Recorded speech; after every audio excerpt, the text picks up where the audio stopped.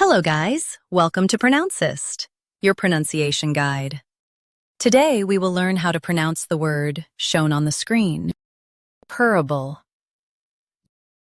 First, let's hear its American pronunciation, purrable. Now, read the syllables of U.S. pronunciation shown on the screen naturally. Purr, bull, purrable, purr, bull, purrable. Now, let's focus on British pronunciation of this word, parable. Now, read the syllables of British pronunciation shown on the screen naturally. Par,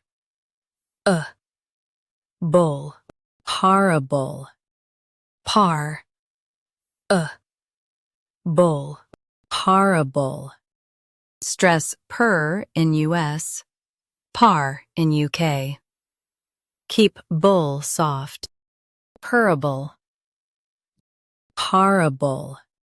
Practice repeatedly and you'll soon be able to say this word perfectly.